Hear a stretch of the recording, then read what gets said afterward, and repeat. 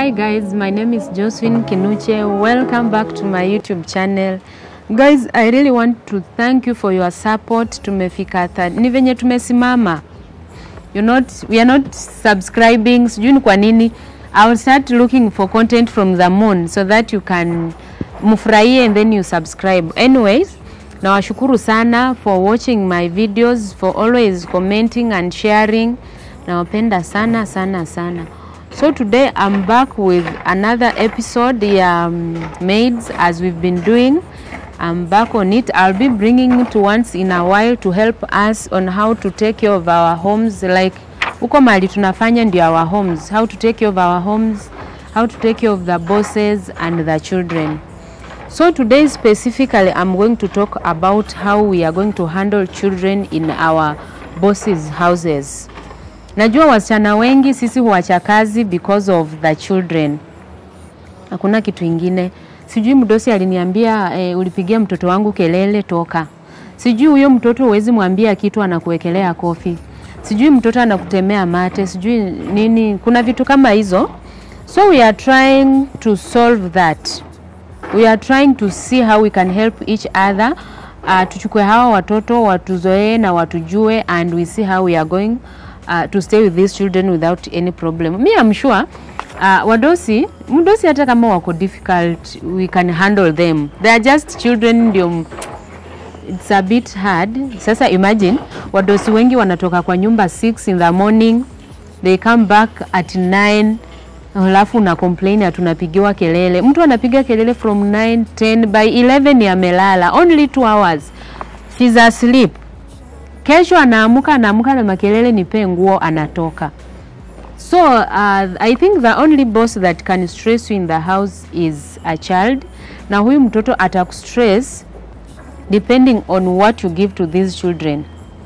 I'm sure if you've gone to be a house help, you must be having the qualities of a mother. Kama huna qualities za mom, then tujaribu ukulima. Because these children, the way we handle them is the way we want people to handle our children. So actually, we are going to start. I've noted down so that I don't forget. These children are different. Tukifika kwa nyumba, hao watoto ni tofauti. We have those children who are shy. Ukifika kwa nyumba, even ukimuongelesha, that child is not talking to you. These children, even wageni wakikuja, they don't appear in public and so on. Maybe wako kwa bedroom zao, ukiuliza mzazi anakuambia huyu anashindanga kwa bedroom. We should help these children to walete, even if it's not all that. Actually, they will not be like these others, but they will try. So these shy children, nimewambia, they always hide there and so on. So what you do, it's your role to introduce something into their lives to make them lively. For example, you can, venye umemwona ako shy, you see what these children like from where they are. After umeipata, you go to them with a good heart, with a humble, like ukwe calm and so on. You blend with that child. After that, start wewe ndio utajaribu kumintroduce to this other environment using either the games or the videos and so on, what they like. Hata huyu mtoto akishakuzoea sasa wewe, you will be asking, what do you like? Atakwambia. What do you like? Atakwambia.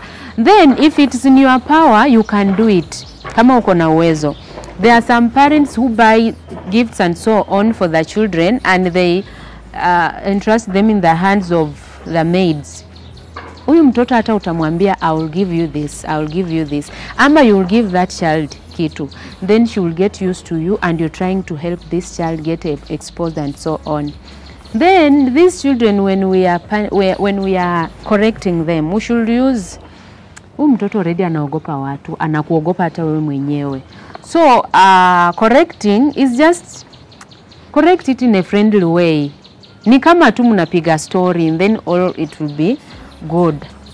Then we have these children sasa wenye wanafanyanga msichana anafanya kazi for one day anatoka, the hyperactive children. These children are very active. Mtoto anaweza toka kwa fridge juu aruke chini, atoke huko akuje unapika mandazi ya kusukume, hata unaweza anguka na mafuta ikumwagikie huko. how are we going to help these children? Because we will not complain to the bosses ama to their mothers. They feel bad. Hakuna mtu anatakanga mtoto wake asikuwe ni like ni mtoto kila mtu anafurahia. So when you start reporting to the parents, they feel bad. It's your responsibility to make this child akue. Of course atabaki kuwa active, hiyo nayo yezi toka, but just try to put them in order to avoid accidents. Cause me what I know, the hyperactive children ni accidents wenyewe kwa wenyewe, accidents hata kwako, accident kwa watoto wengine. So what we do, we can draft a timetable for these children. Alafu uzuri wa hyperactive children, they always blend with anybody. Yani tuwe ukifika amekurukia hataki kujua wewe unamjali ama umjali, akona kiatu ya anacheza anakurushia ama ameshika mwiko and so on. So you draft the timetable with these children. After drafting the timetable, nawaambia now kama ni their school going, nawaambia now what we are going to do from 8 to 9, you know we have homework. Yes, this to this we are going to do this. If you want to play with me, we have to do this. Then this is the time for our playing. Ama uanze na kama ni weekends and so on, asubuhi ile time umemaliza chores, unamwambia now I'll take you out, we go play for a while. Ama I will go to your room. If there are toys, we go play for a while. Maybe umpe kitu 40 minutes to 1 hour. Muruke na yeye, but as you jump, muonyeshe dangers za using different things. Unamwambia unaona sasa ukuja kitchen kama auntie is cooking, it's not time to play. You see auntie has taken time to play with you right now. Yes. So when auntie is cleaning, you're not supposed to come there because you'll utateleza na uanguke. Mtoto atajua maana ya kwa nini unamkataza. But tukianza tu zile za go the other side, I will beat you and so on, mtoto ajui ni kwa nini unamkataza. Mtoto anaona anataka kucheza because you've been free with them and they want to play. So what you do after drafting that timetable, umpe time ya kuruka from environment yenye hata akiruka haezi umia ama mcheze games mnacheza, then you restrict them from some places. Unamwambia kwa kiti you don't jump. If you jump you'll do this. Au watoto hata wewe unaweza kuwa kwa example, utoke kwa kiti ujifanye unaruka uanguke chini ushike mkono, mwambie mkono imevunjika, kuja unitengeneze, kuja unifanyie first aid. These children, they see that what you're doing like it's wrong, so they will not do it. Then we have these children who are sensitive. Hawa ni wale hata ukimwambia tu you are bad, this child feels bad, anaizalia the whole day. These children we should also learn how to handle them. But these sensitive children, hata ukimwambia to stop, these children know, like they understand. When you mwambia stop, ata stop. So it's not necessary to raise voices ama nini kila wakati. Do these children like naiza wapea scenario, their parents mwenye anatokanga job akona stress zake na ajuangi the difference between mtoto na mtu mkubwa. Yani wako and that's their nature, nothing we can do, and these are their children. Imagine mtoto mama mtoka job, mtoto amemkimbilia amemwambia toka mbele. Still mtoto anakuja mahali uko na mwambia go away. Umeona? At least call this child, mwambie unatakaje, mwambie sasa mama you see auntie is cooking, just give me 5 minutes, when I finish I'm coming. Mtoto feel good. And then there are some things you're doing which can wait. Uko una ayo ni nguo zenye hazivaliki saini za kesho, mtoto amekuja analia, maybe the sisters, the brothers ama the mother has done what she has done. What you do, wachana na nguo, beba mtoto. Hata mtoto wa 8 years it's not bad to carry, mweke kwa miguu, mbembeleze. These children just need your 5 minutes, 10, they are done and they go.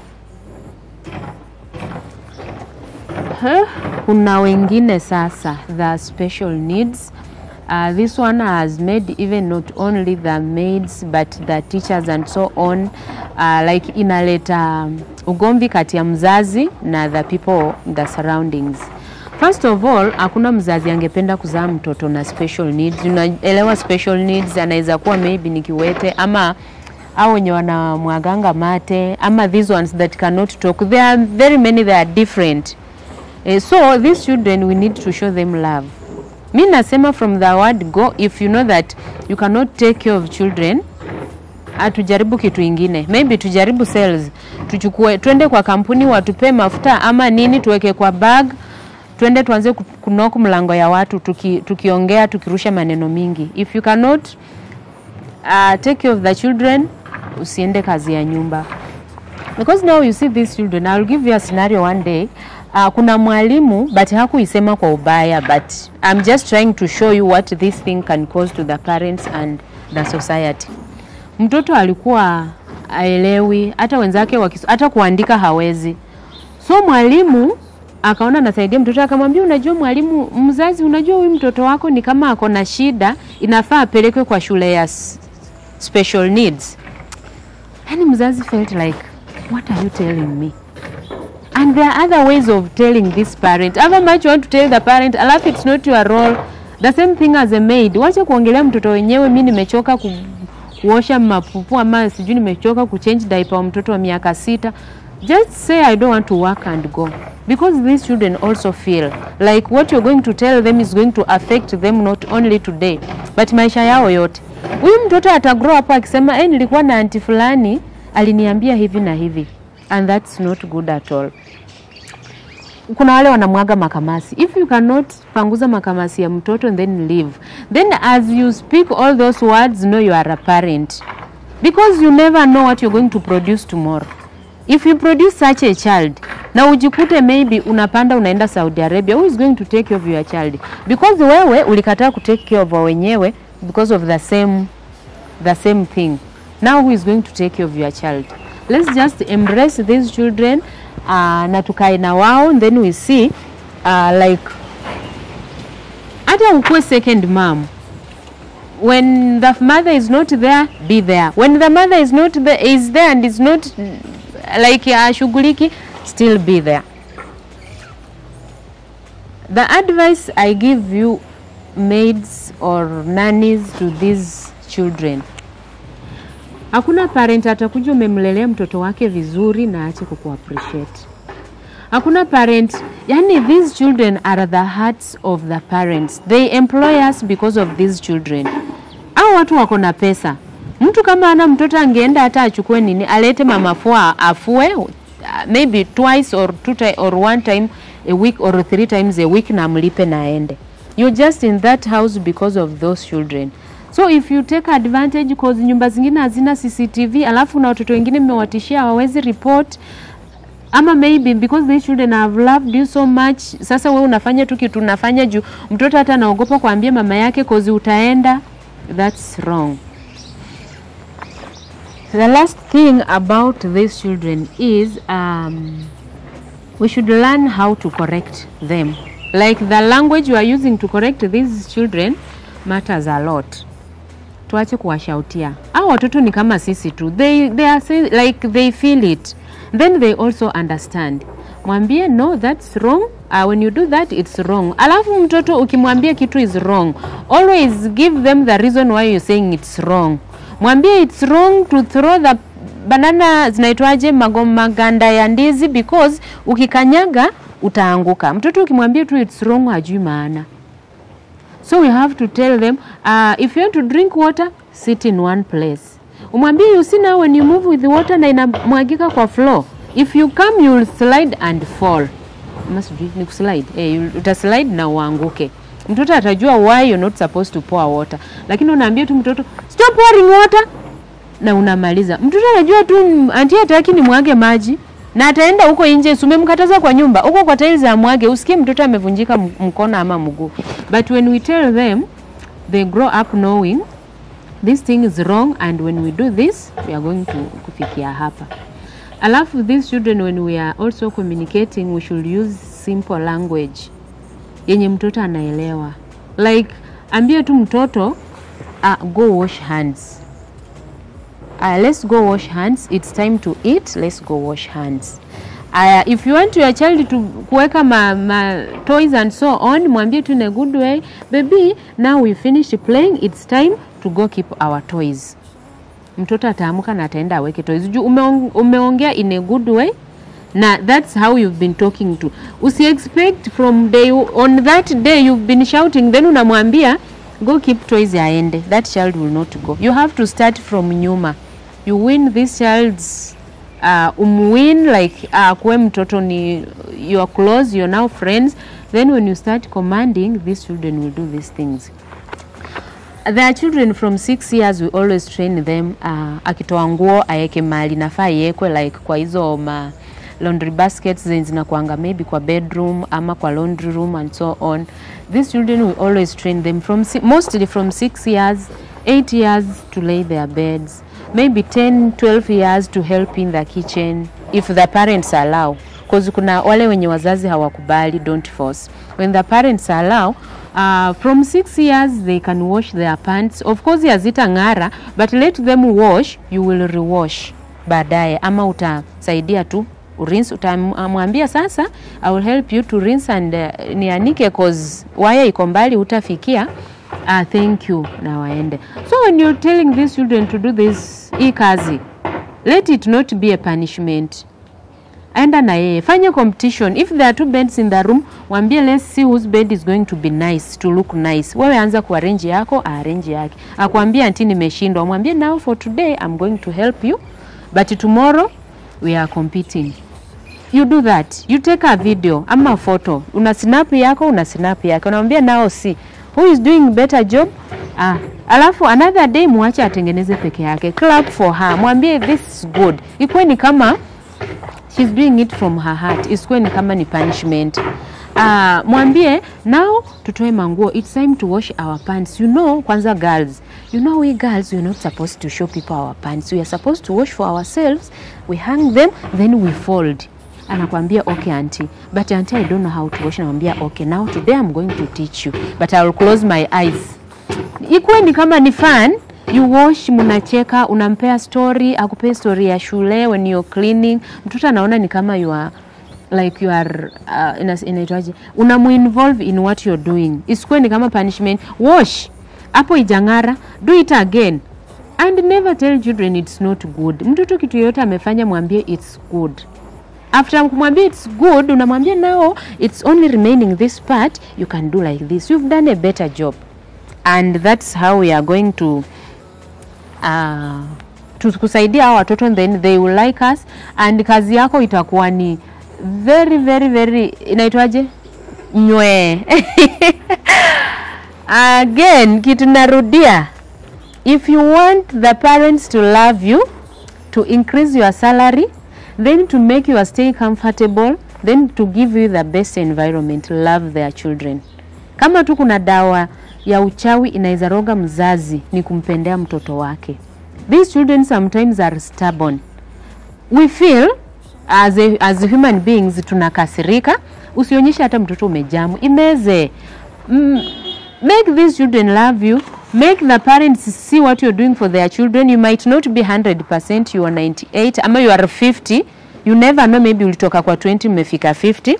As long as you love the children. Hiyo uchawi peke yake inafanya mzazi anakuongezea salary, mzazi wa mtoto anakuongezea salary. They give you gifts. Ataanza kwenda akienda kununua gifts. Hata mtoto anasema, "Mom, why didn't you bring for auntie this? You know auntie has been taking care of us." Hata ile siku tu unatoka unaenda off. You see the children are sad because you've been there in their lives. And that's how we are going to keep our jobs. Na ukitoka pale, hata ukienda kulea watoto wako, all things will be okay. And you never know. Uzuri umefanyia wa huko nyuma, huku mbele hata kama you're not going to be a nanny, God will open your ways, and that's how we are going to survive. Hey, pole nimewachosha na maneno mengi sana. Today I've been Pastor Josephine, but I love you so much. Let's meet in the next episode. I love you. Bye bye. Mwah.